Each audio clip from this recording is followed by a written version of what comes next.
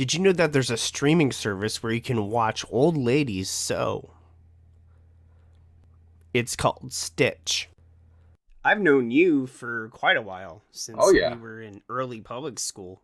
hmm We'd hmm hang out, we'd make radio shows and And film little short sketches. films and stuff, yeah. Yeah.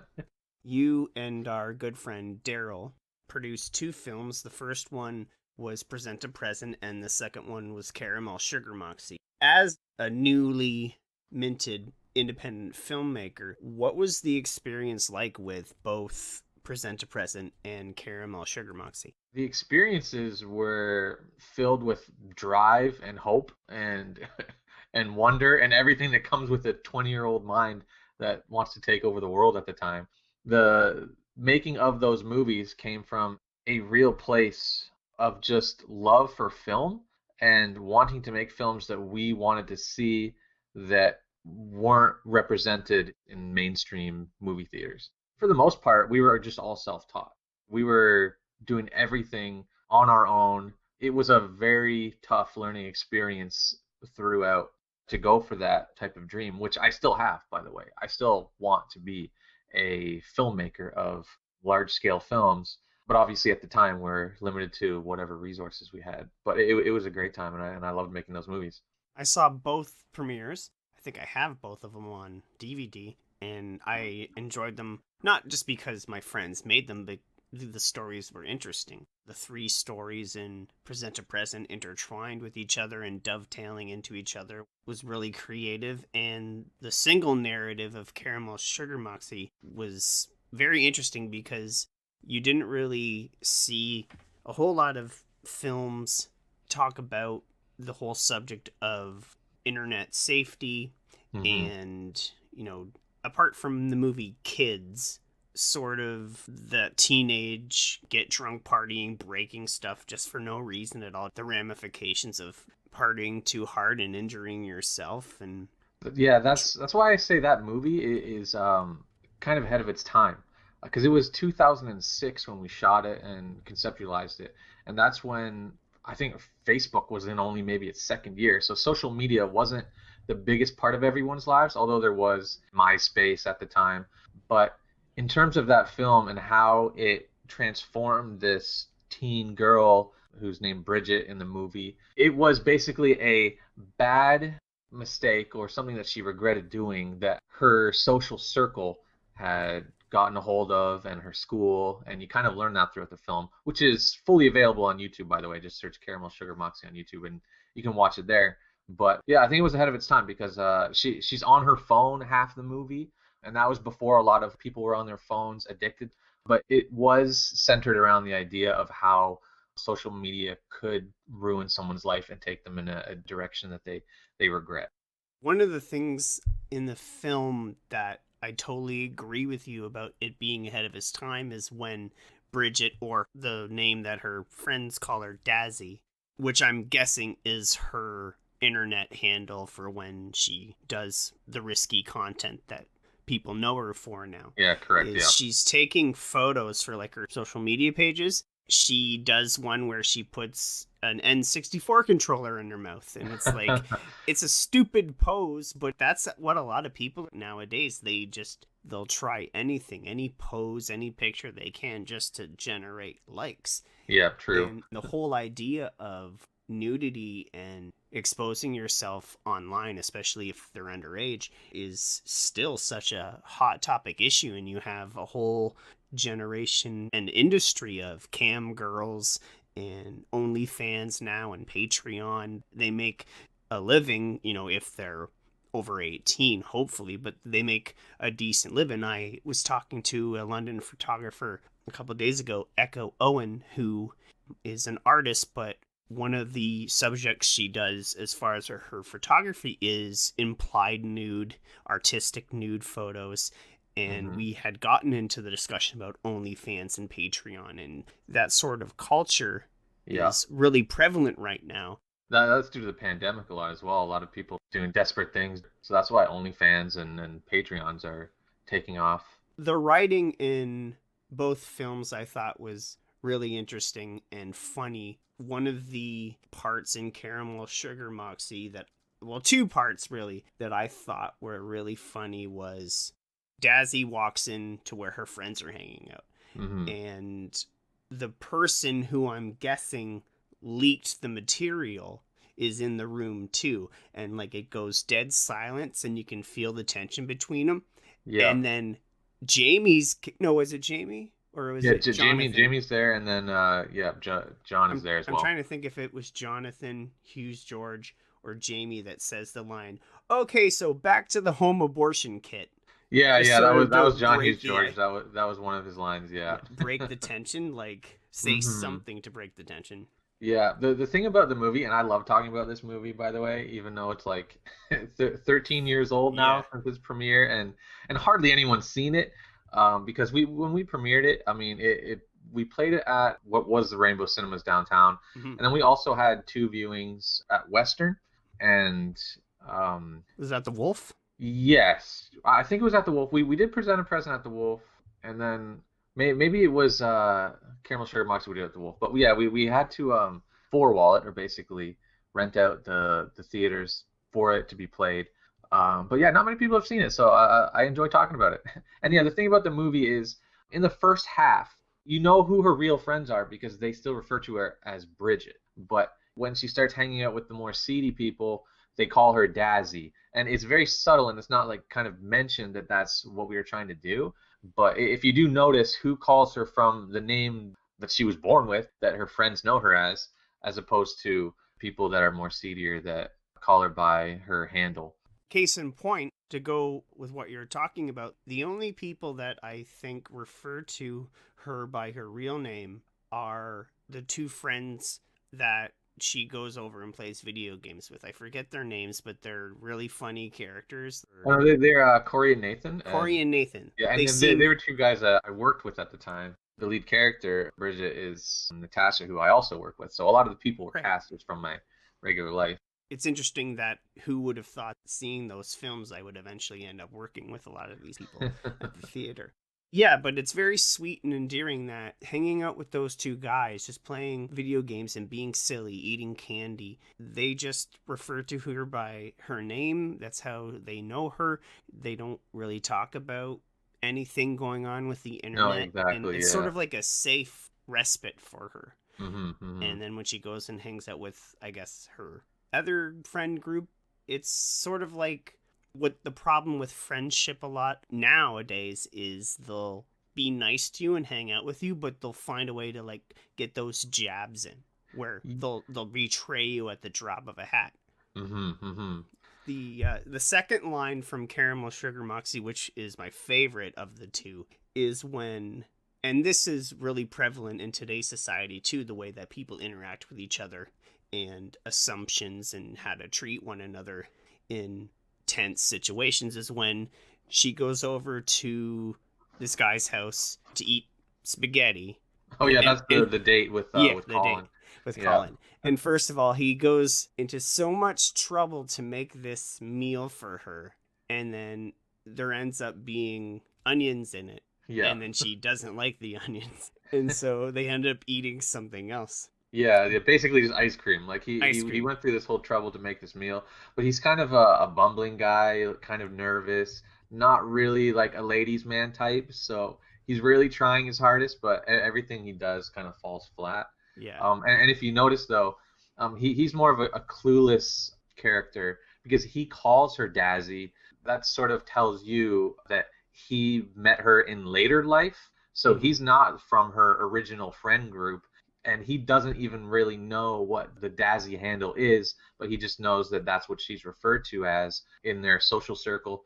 So he calls her that, and you can tell that she is off put by that, not only by him and his demeanor and his mannerisms, but just the fact that he calls her that is a reason why the date doesn't turn out as well as he'd hoped. And that goes into what I was talking about is he had bigger intentions with it than she did. They hang out, they interact with each other, they eat ice cream, and there's that tension, that sexual tension that builds up, and then he goes in for a kiss and she rejects him. He's like, "Well, you drew me that picture." And he's like, "Well, I draw everybody a picture." And then it's very awkward. she leaves and, oh, hey, we should hang out again, but like in a group. Yeah. And then he says goodbye to her as she's walking down the hall, and he's like, hey, don't get raped. Yeah. And that's the funniest line in the movie. It's sort of like him saying, hey, fuck you. Like, it didn't Yeah. turn out the way that I wanted to, but people really have to watch out for that sort of thing now about consent and overstepping your bounds. And looking back on it in the film now, there's just so many things that stand out about it. Well, the thing about the movie too is that I like movies that defy conventions. It's more based in realism that a date wouldn't work out in Hollywood and in mainstream movies. They romanticize everything and everything's glorified, and you never even see a representation of a real human of any kind. And people say things that they regret saying or that aren't PC, and I kind of want people to be represented the way emotional complexity in humans should be. So it's something that you don't quite understand, something that happens. People are hypocritical, people are liars, people are very forward at times, and people are very complex. So that's what I like writing in characters in films that I want to make. So if people want to see Caramel Sugar Moxie in full, just look for it on YouTube. Caramel, Caramel, Sugar Moxie, Moxie. The other thing that I know you for is you are a prolific producer, musician, and hip hop producer, but you also have produced a number of music videos for artists that are well known around the area. Yep, yep. Thank you for that, by the way. I mean, Oh, no problem. I wouldn't consider myself prolific, but I have dabbled here and there in music video, filming, editing, and the actual art of hip hop itself. So What are some of the artists that you work with? I know that Exit Only is one of them. yeah, Exit Only and MC Moore or Branded Moore, they enjoy the work that I do, and of course your boy T as well. We worked for a whole year creating his album with him and his dad, doing music videos. And there have been other artists I've talked with, but those were the main ones that I've done. The other thing that I know you for, which is probably one of the favorite things I know you for recently, is not only being very skilled at video games, first person shooter games like Call of Duty and others, but the fact you're able to just piss off so many people in the game is hilarious. And for those of you who want to check it out, what is your YouTube handle? My For YouTube is Clever Tricks Games. Is there any underscores or No, it's just one word. Yeah, Clever Tricks youtube.com Games? slash Clever Tricks Games. Yeah. Clever Tricks Games. And also on TikTok, is it the same thing? No, it's Clever underscore Tricks. Clever underscore tricks on TikTok, where you post tips and tricks about Call of Call of Duty Duty. mainly, yeah. Yeah. And for people that aren't into gaming or don't know much about it, there's a feature where after you kill someone in game, in multiplayer or what have you, there's a 3 second reaction recording that Mm-hmm. if someone has their microphone on at the time, you can record their reaction to your kill of them. So a lot of times people will say very they'll react Like, obviously in yeah. a negative way Like, who the fuck and is this guy? yeah. The best that I know you for is knifing, which I find hilarious. You'll play an entire match and just rack up an insane kill amount in that match just by sneaking up and knifing people. Yeah. And their reactions are just priceless. Mhm. Young, old, male, female, it's hilarious just how they freak out. Well, yeah, Call of Duty is mainly a shooting game, so that's the point of the game, and it's very one-dimensional. Like, I'm not here to promote the game at all, by any means, but in order to add an extra layer of sort of difficulty and even enjoyment for myself, I only use a knife, so I literally bring a knife to a gunfight in the game, Right. and people get really angry and agitated by someone who's good at only using a knife, because when they can't even kill you using a gun, a lot of times they rage quit and sometimes I record their reaction. But Mm-hmm. that's not mainly what I do. Yeah, I do tips and stuff. And my TikTok, I'm surprised how many followers I'm gaining. But that app itself is in the wild west right now in terms of the algorithm and the discovery on it. What I do is I just try to edit my videos in a funny way that will garner more views, and it seems to be working right now. I'm just trying to ride that wave and build on that platform currently. I do sketches related to Call of Duty. Me and my daughter will be in it, and we'll be pretending to, be snipers in a field or something. Or I'll just be doing like tips and tricks or other things like that. One of the things that I saw recently that you posted on your TikTok was you did a parody of Savage by Megan the Stallion, Oh yeah. where it's about campers. And for Hmm. those who Hmm. don't know, camping in the olden days of like N64, GoldenEye, and stuff, you stay in one spot and just snipe people. And you're basically a dick if you do it. So you have a parody song, Why You Camping. Yeah, that's basically it. Yeah, and it's only a little 15-second snippet, so I didn't like produce a whole remix of that song, but because it's a trending song, or it was at the time on TikTok, Mm-hmm. it was one of the first videos I did, and it got 30K views. And I thought to myself, 30K views, my first video. I have heard that first videos are shared out by the TikTok algorithm more so than the rest. But still, I was like, there's something to this if I can come on here unannounced, post a 15-second video of one of their trending songs that I remixed, and it has 30K views. So I was like, there's something here, and I kind of just want to take it to wherever I can right now. TikTok is an interesting beast. I've been Yeah. on it since March, April. I don't really have that many followers because I think I've been shadow banned a couple of times, and some of my content is of the more offensive, comedic, political, sometimes type of content, which would get shadow banned and taken down for Hmm. community violation guidelines and stuff like Yeah. that. I have a video on my YouTube page if anybody wants to check it out. Scott Loves Puns underscore ASMR, which I conducted an experiment about TikTok's bullshit.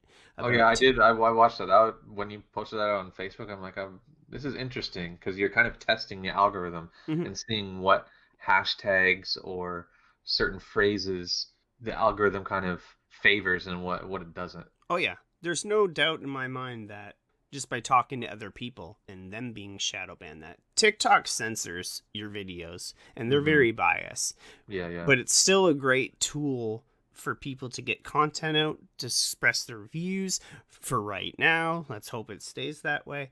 And the reason why I think you're blowing up is because like that genre of video games and tutorials and stuff, especially with streaming on Twitch, is very hot right now and has been for a number of years. So I think you've tapped into content that would blow up relatively quickly compared to, other stuff. Hmm. That and YouTube really dropped the ball recently for helping either longtime creators or new creators be seen and be discovered. Obviously, they've been through lots of political stuff in terms of like the adpocalypse and their algorithm and how they handle their videos being shared out. But TikTok right now doesn't have any of that controversy behind it yet. But I think it will come soon because it does have a lot of problems with it. In terms of YouTube, like I don't recommend any new person trying to get big on YouTube. Like the grind on YouTube is insane. And I've been on it since 2006 technically, but I started gaming in 2011 on YouTube. And in the beginning, it was like the Wild West of YouTube at the time, like more around 2010, 11-ish. But then their algorithm changed in 2012 to favor watch time over watch views, which is a good move on their part. But since then, the adpocalypse that came in like 2015, 2016 just mired their algorithm in more things that just don't favor new creators because they just don't want to take the responsibility of having one of their ads appear on a new creator's video that they disagree with, or even ones that are like terrorist videos, so to say. But I never thought ads on YouTube were meant to be an endorsement of the specific video itself. I don't think anyone has ever taken ads in that way, but people have complained that that's what they're doing. So they've really stepped up their censorship game and in terms of who can make AdSense money on their platform. So yeah, it's really hard for new creators on there. I don't recommend it. I do recommend building a platform more so on TikTok and then siphoning those followers to other things like a Twitch or a YouTube if you can do that. How many do you have on TikTok? On TikTok, I'm at 15.5K right now. Yeah. So obviously, in terms of like the broad scheme of TikTok, that's not a lot, but just someone just starting, I mean, I've only been on it for 4 months now, and I have 15K followers. So that's just growth I've never seen before on YouTube or even Twitter or other social media platforms. So I'm just trying to learn a lot, learning what people want to see, learning what I want to provide and what I want to do, and just trying to make the two mesh together. And to go with what you're saying about how the movement is on TikTok right now, is I've had my YouTube for about a year or so, maybe 2 years, posting on and off. The last year and a half, I've been heavily actively posting on it. Hmm. And on my YouTube, I only have about a total of maybe 300 views, but on my TikTok I have a couple thousand views. And So there's that huge discrepancy between views. It's sort of like Vine. It's in it's true. the It is a new Vine, it is a very new Vine, yes. yeah, and even Vine tried to recreate what they had when Vine first started with an app called Byte, but TikTok is still the king right now. And YouTube is a good platform for sustainability if you have like 100K plus people Hmm. following you. And even then, there are dead channels, as you can say, with like 1 million to 5 million subscribers, and they'll pull 10K views maybe. So that's kind of what YouTube has done. Their subscriptions, which they've really messed up on, where subscribers aren't sent your videos. They have to hit a notification bell. That's And right. even then, the notification bell doesn't send notifications. So it's based on an algorithm that tries to decide for you what you want to watch. And I'm totally against any algorithms that do that. That being said, TikTok has a For You page where they try to decide what you want to watch, which is where the discoverability comes from. But Hmm. it's a different animal in that the page itself or the content is 15 seconds to a minute long, so it's easily digestible before you move on. But in terms of YouTube, when you subscribe to something, that means I want to watch that thing that I subscribe to. I want to see it in my feed. The For You page on TikTok isn't necessarily people you've followed, so they're trying to show you things that you might like. Whereas on YouTube, you've already decided what you like, but YouTube is still trying to take away those things based on your activity. And I don't like that because my channel has obviously suffered from that in the gaming sphere. Hmm. I get into fights with people about it because it's like, oh, well, it's just a computer. Like, why are you getting so angry? It's like, well, no, because somebody has to program the algorithm. Yeah. Somebody has to set the parameters for the algorithm to follow. And it's true, they aren't taking that much of a risk on new content. They're being safe. And it makes sense. They're a business, they're looking after their bottom line. And Yeah. speaking about blowing up, you had mentioned that you often include your daughter in your content. And maybe 2 years ago, you started a series with your daughter where you would play Call of Duty with her. And what's adorable about that is she's quite young. And a couple of the videos absolutely exploded. Well, yeah, the very first time I went viral, or what today's definition of viral is, was when I uploaded a clip of just me and her. We were playing Call of Duty Black Ops 4, the blackout mode. Just so people know, I turn off graphic content and I turn off cursing, and she can't hear the enemy team either at all. So all the stuff that is graphic, she doesn't hear that or she doesn't see that on the screen. That being said, we are playing Call of Duty, so it is a game with guns, but it was just me and her, and we were playing the battle royale that they put out called Blackout, and she had saved me. Basically, we were being attacked by a team, and I went down, and she ran behind the building, and you hear her cute little reaction at the time, and she runs back, and she's like, "I did it, Daddy," and they didn't even hit me, and basically that went viral on Twitter, got over 6 million views. And that's where the idea for me and her playing games started for my YouTube channel. From there, it kind of died on the YouTube page.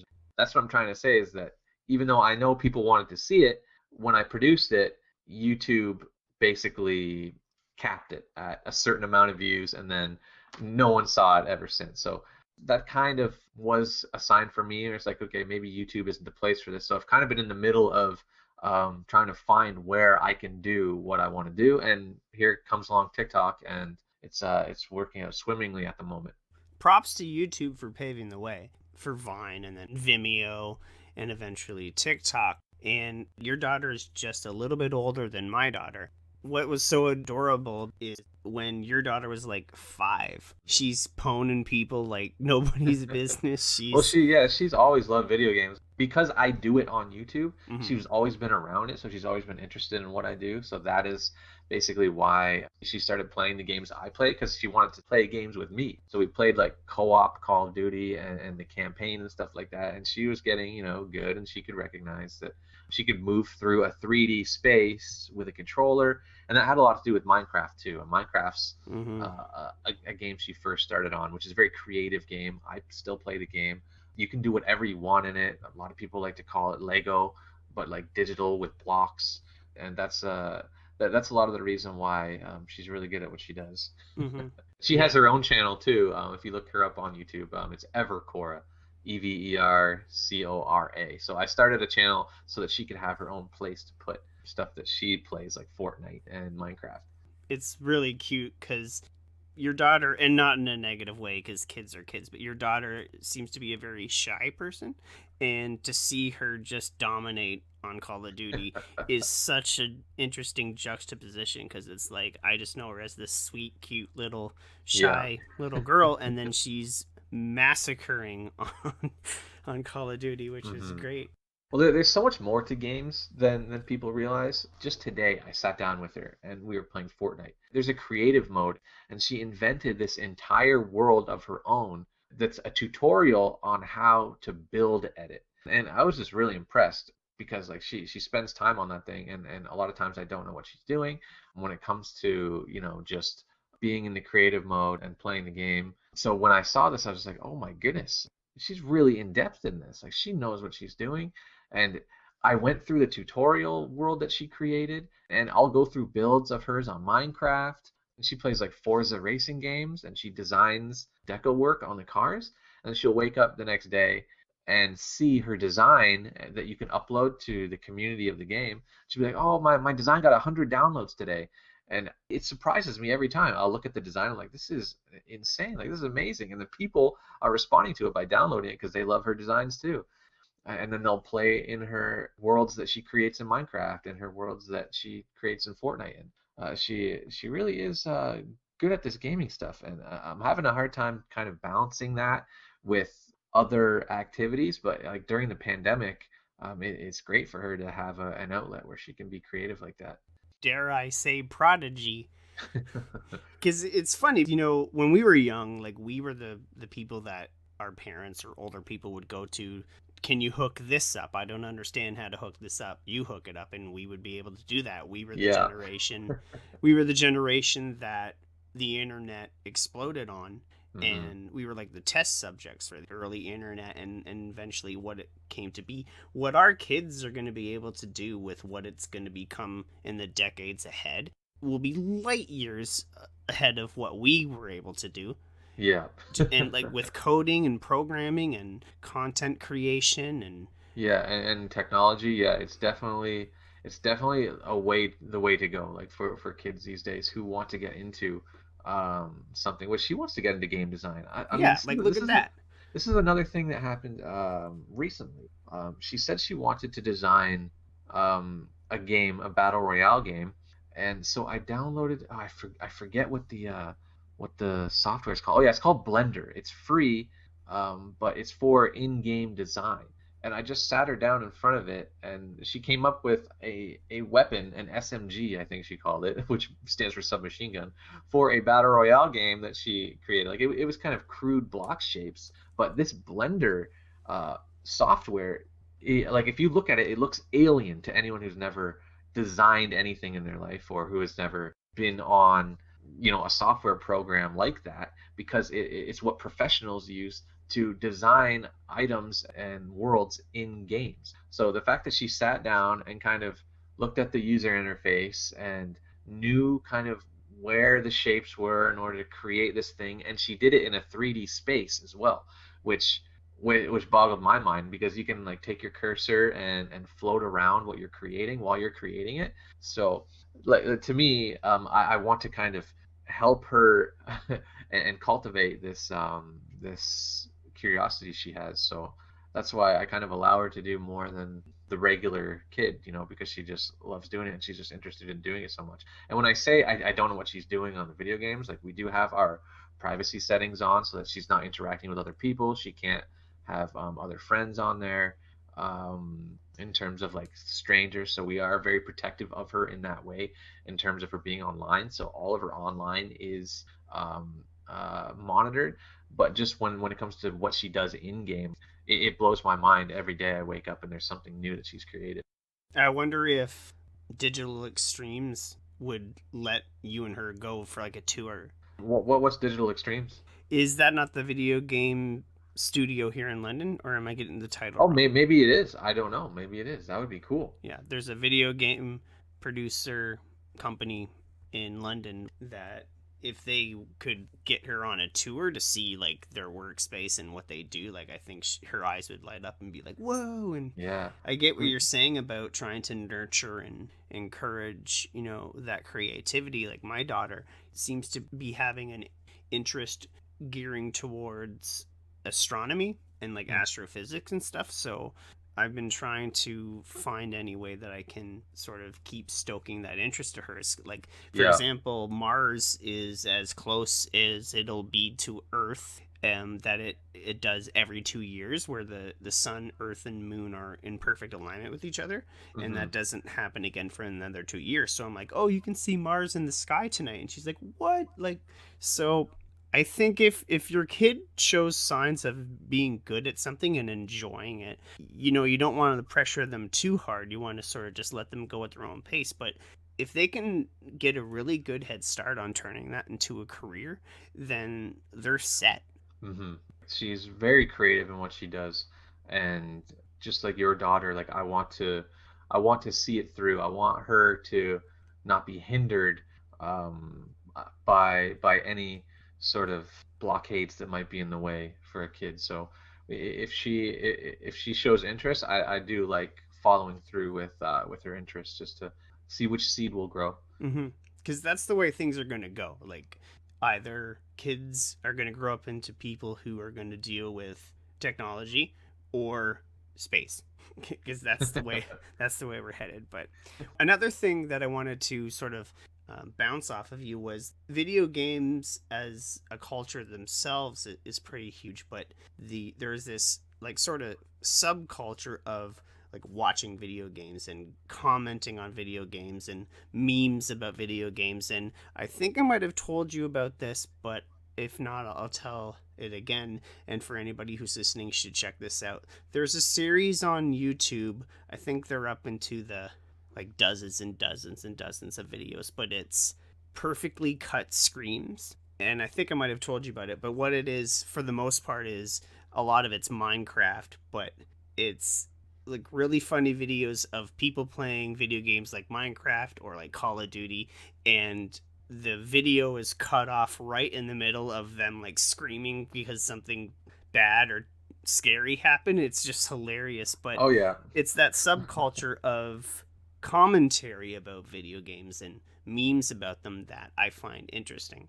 Yeah, and I've seen what you're talking about, but I've seen it more on Twitter, so I'm not sure if it's just a copycat on Twitter, but I have seen videos like that. And yeah, the gaming sphere is huge. There's so many people that are watching Twitch right now, people playing video games live streaming on YouTube, even on Facebook. Facebook just acquired um, Mixer, that's it, Mixer. Yeah, and what happened was, June 22nd. and Ninja used to be on Twitch, right? So when Mixer was like, okay, we'll pay you, I think it's 30 million. We'll pay you 30 million. You come over here, you stream exclusively on Mixer, and his views went way down. Like, I mean, he went from pulling like 50 to 100,000 congruent viewers during a stream to like 10 to 15,000 viewers. So even still, like he took the money and was like, I will gladly stream on your platform called Mixer for this amount of money, even though it's in front of less people.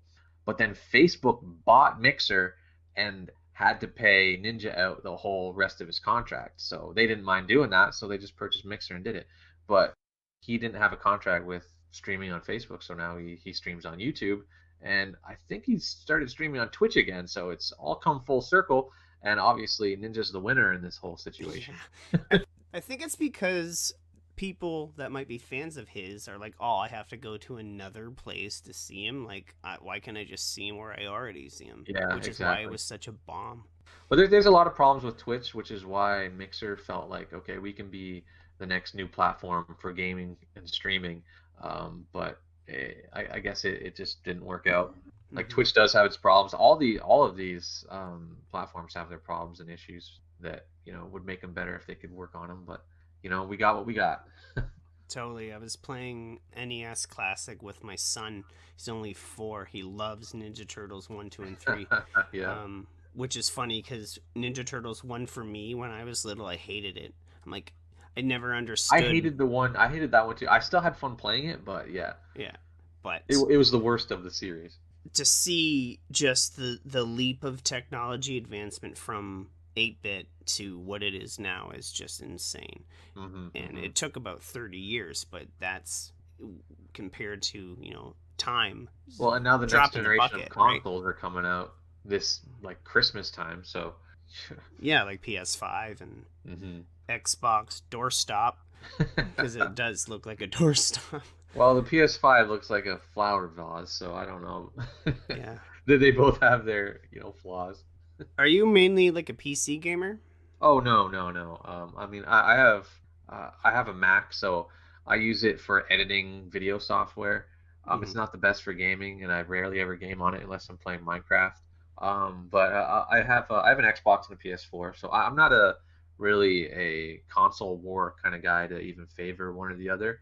But I've just owned Xboxes. I like their controllers better; they feel better. Their online service is better, but I also hear that PlayStation has better exclusive games and that sort of thing. But I own both, but I play mainly on Xbox. Yeah. But I don't really care about the console wars. If I was to get a PS5, which I probably won't, I just don't really have the time or care that much anymore. A game that I would want to get is Cyberpunk, which Oh yeah, t- 2077, yeah, it looks Cyberpunk. like it's a Yeah. Rockstar property. Is that true? I don't know. Because it looks like I don't know if Rockstar. it's a Rockstar. I don't think it is. I No? don't think it is. No. I'll have to check that out. But Yeah. And there's a lot to say though about the lifestyle of streamers and the lifestyle of watching video games. I mean, I've been there.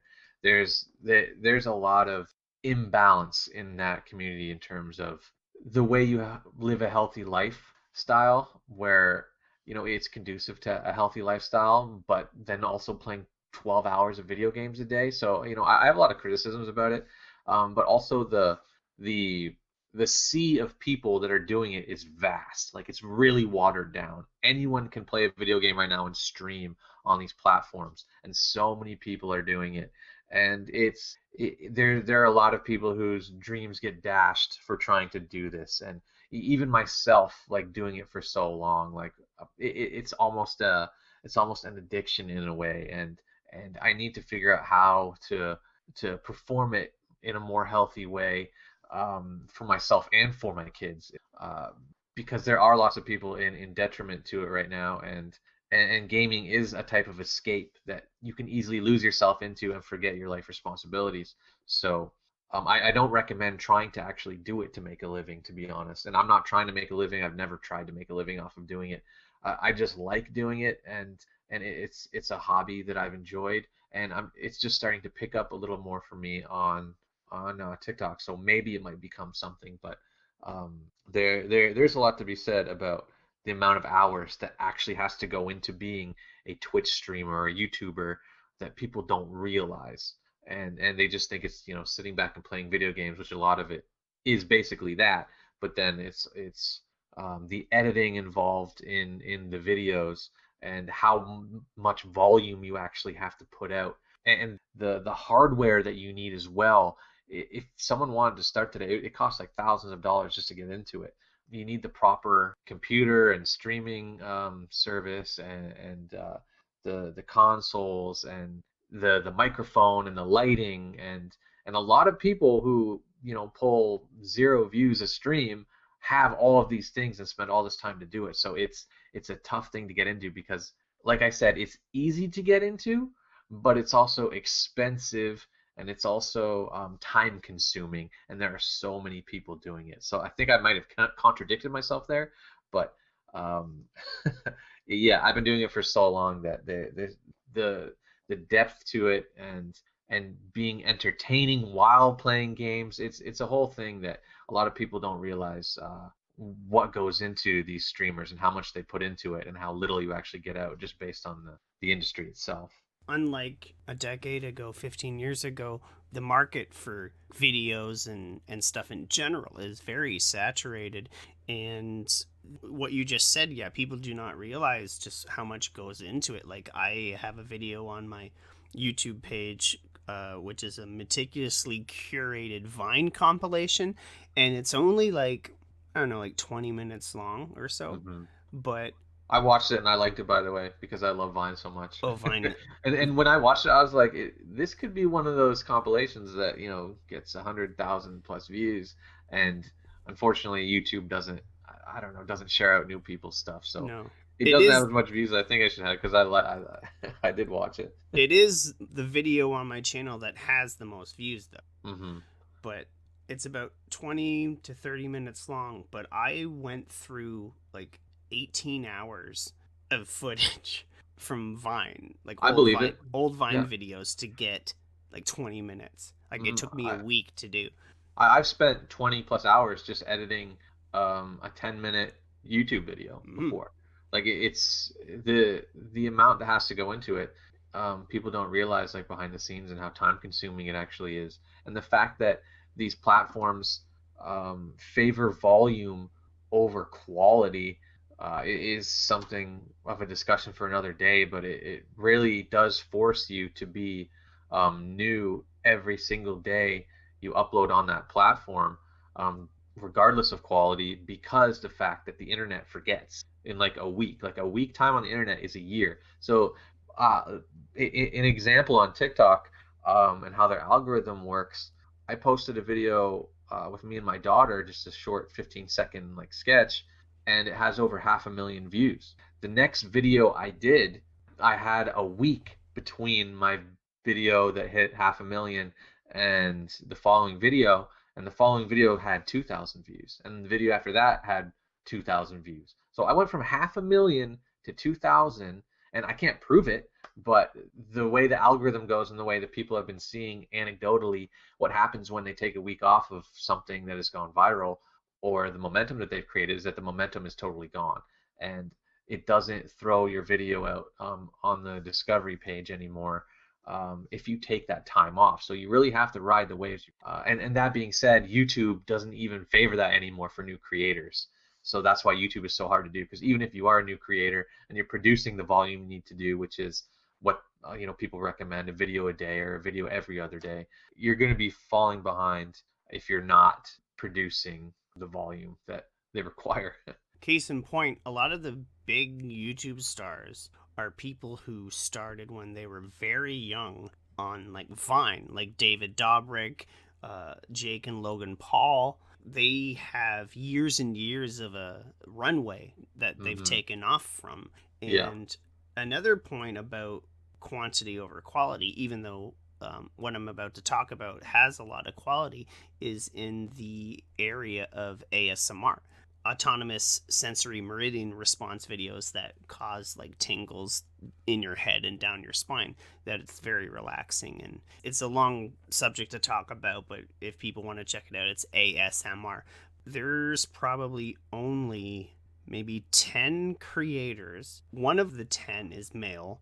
His name is Maddie Tingles, but there are other male creators. Yeah. Like the top 10 are him, and then all female after that, that are the most popular, most successful, and post new videos pretty much, if not every other day, like every 2 or 3 days. Like Hmm. GB, Gentle Whispering, ASMR Darling, Sharon, who is ASMR Glow. They have high production value, but they've been doing it for so long, and they post on such a regular basis that they do get those views that you're talking about because they're remaining consistent Yeah. And that's instead of YouTube, highlighting new content. They want to play it safe and go with what they've tested and is true. Yeah. And I honestly I don't understand ASMR or why it can be so viral or relaxing to people who enjoy it. And you don't have to get into it if you don't want to, Well, but the I short of just it don't is, understand it. Like for me, I I'll turn on I've seen like ASMR videos and I've heard them and they're not relaxing to me. They're more annoying. Like do you think that maybe you're polarizing people at times?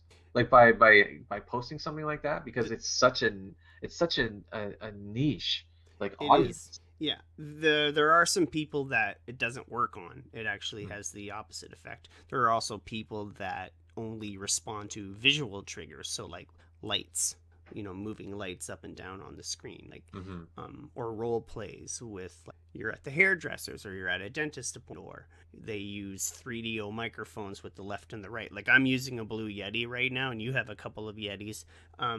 Which seems to be the good startup entry level ASMR microphone because Yeah, yeah. it has four I'm different using a Blue settings. Snowball personally right now. Oh, okay, Yeah, but it's like yeah, entry level, like $80 mic, but right, it's good quality. Yeah. but with ASMR, there is like a undertone of sexuality about it too, and there is a subsection of like erotic ASMR, but it mainly on the surface seems weird, but it really does help with sleep and depression and anxiety. Mm-hmm. So the people who really like it, and I don't want to say depend on it, but really enjoy it and it helps them in their life, are the people who have insomnia or really high functioning anxiety or depression. It just comforts them, it calms them down, helps them sleep. And the ones who, like I was talking about, who release content consistently are the ones that do it very, very well. So, Yeah. do you have anything new on the go or that you're working on for the future? I'm currently just focusing on the TikTok right now, and what my main goal for that is when I reach a certain plateau or not plateau, when I reach a certain number, I'm going to be streaming on Twitch and start bringing the people from TikTok over to Twitch because it's actually very easy. They have a live feature where you it sends out a notification to everyone who's currently using TikTok that follows you to watch you live. So it's instant followers from TikTok to Twitch. So if you're on Twitch and you want to be gaming on Twitch, building on TikTok is something that I would wholly recommend. There's a creator on there who actually inspired me to do TikTok. His name is Sally is a dog. He went in 6 months from 0 to 1.3 million. I've kind of followed his footsteps in a way, although he's way more consistent with it. He's younger than I am, so he's got time like all day, every day to just focus on doing that. Whereas right now, obviously I got kids, I got a job I got to go to. I don't want to make excuses, but um, Come on, John.